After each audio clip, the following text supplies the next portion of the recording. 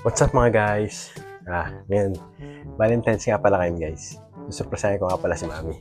Kasama ko si ate. Surprise namin. Sabi ko sa kanya, secret lang namin yun para matuwa naman si Mami ngayon. Kasi matagal-tagal ko nang dinibigyan ng flowers niya. Ngayon, bibigyan ko ngayon siya. Tara, samahan niyo ako guys. Pakita ko sa inyo. What's up mga guys? Ito nga pala si ate ngayon. Nandito kami ngayon sa Walter. Saka si Bebe. Bibili kami ng bulak. Ito yung mga kasampal ko ngayon eh. Kaya maingay kay Mami. Secret lang natin ito. Ito surprise namin. Uy, ganda lang. Let's go mga guys! Sheesh! Mga guys, ito na kami. Nakabili na kami ni ate.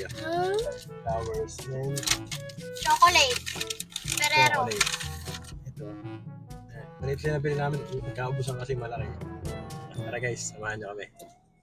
At ito na nga mga guys, surprisein ko na si Mami. Medyo malungkot lang kasi at wala na yung papa niya. Pero kahit gano'n, sana ma-appreciate yung bigay ko sa kanya. At eto, nagulit siya. Hindi niya kasi in-expect na magbibigay ako sa kanya ng flowers. Kasi ang tagal ko na hindi nagbibigay sa kanya nito eh. At dito pa sa time na to, kapag wala pa ng papa niya. So, medyo malungkot lang pero ingat ko pa rin siya kasi kahit na may pinagdadaanin siya. Ay nako. Mahal ko si Mami at yung mga anak namin siyempre. Pero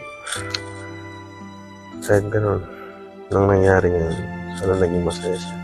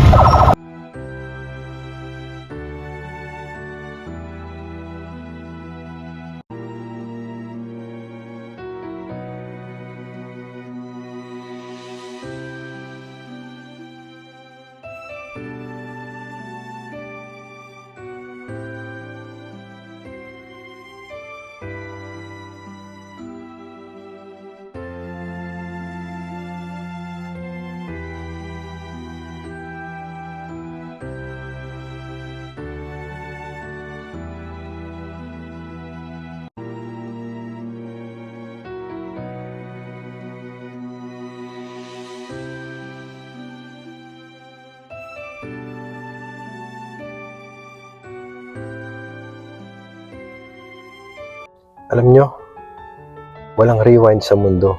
Kaya kung kaya nyo ibigay yung best nyo para sa mga magulang nyo, ibigay nyo na. Kasi huwag nyo hayaan mahuli pa ang lahat. Mahalin nyo sila ng todo-todo. Ibigay nyo talaga lahat para sa kanila. Lahat ng magandang buhay. Kasi kung di dahil sa mga magulang nyo, magulang natin, wala tayo dito sa mundong ito. At wala tayo ngayon sa kinatatayuan natin kung di dahil sa kanila. Kaya dapat ibigay natin yung best natin para sa mga magulang natin. Tandaan nyo, sila ang naging unang best friend natin.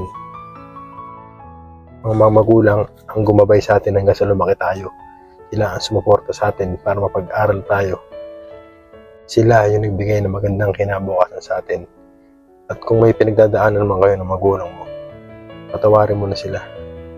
Hindi pa ulihan lahat.